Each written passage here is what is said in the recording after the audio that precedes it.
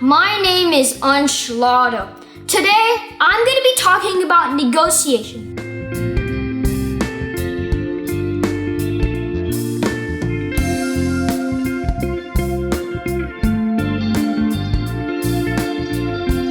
Some of the top key aspects of negotiation I'm going to be talking about are the pros and cons of negotiation, what is the process of negotiation, what to do while you're negotiating, and styles of negotiating. First of all, what is negotiation? The process of negotiation is where two parties sit down and they do their discussion. That discussion is what the negotiating is. Those two parties are the two parties that are involved in this discussion. After those two parties share their ideas and come to a final agreement, that final price is the after negotiated price. Usually it's a win-win situation for both parties to be satisfied.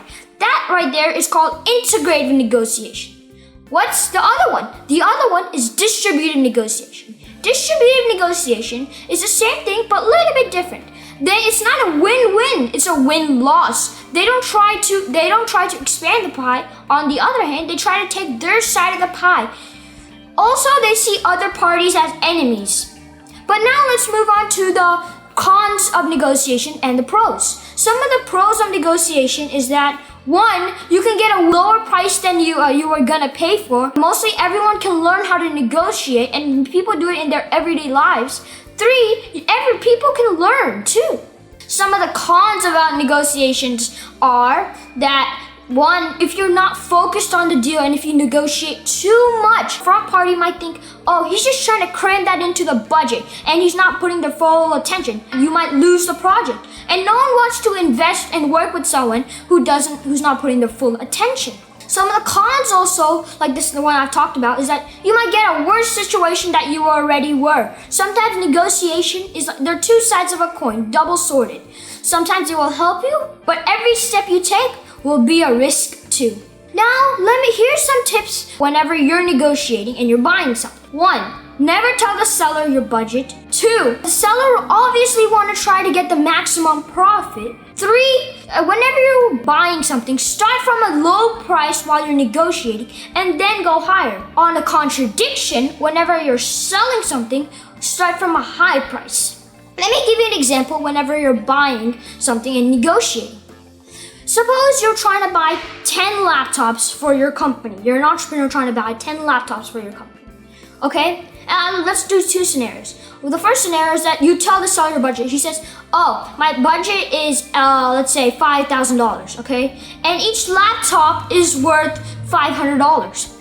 Now, the market value is $500, but the seller's like, hey, no, I'm gonna change it to $550. Of course, she's gonna increase it by $50 to get a maximum profit. And you buy that. Now, some people might think $50 is nothing, but suppose that $50 times 10, you're right now an extra $500 on top of your budget. Now, what happens if you don't tell the seller that your budget?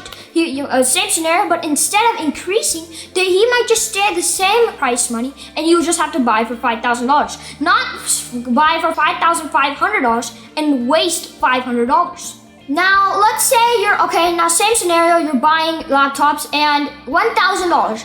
Whenever you're buying, start from a low price. Say, hey, what about $550, $510, or $600? Start from a low price. Whenever you start from a high price, and if you buy it, well, you're not gonna get as much as a great deal as you would if you start from a low price.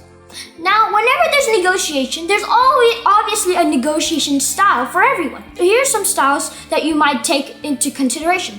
1, people who have good communication skills and can spread their point across to the other party and play mind games to influence the other person.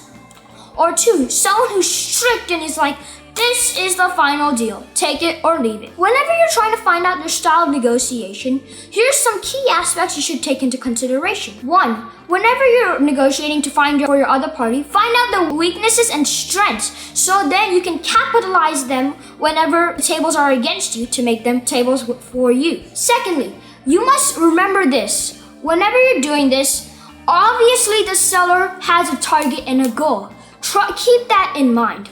Lastly, let's move on to what to do after you're negotiating. After you're negotiating, keep in mind that one, how much you have lowered your price, and maybe strive to do a little bit better. But keep in mind, if you negotiate over much, like I said before, you might lose the whole deal. In a summarizing conclusion, we have talked about pros and cons of negotiation. If you negotiate too much, you might lose the deal. And everyone can learn negotiating. We have talked about what to do when you're negotiating, not to tell the seller your budget. And of course, the seller would want the maximum profit. We have talked about styles of negotiation when people are straight off and they want to say, this is the deal, take it or leave it, or have good communication skills. And some tips for you for your styles of negotiations are, the main tip is find out the other party's strengths and weaknesses and use them whenever the tables are against you to help you. Thank you. If you enjoyed this video, please like, share, subscribe. And for more information, please visit www.moonshotjr.com. Thank you.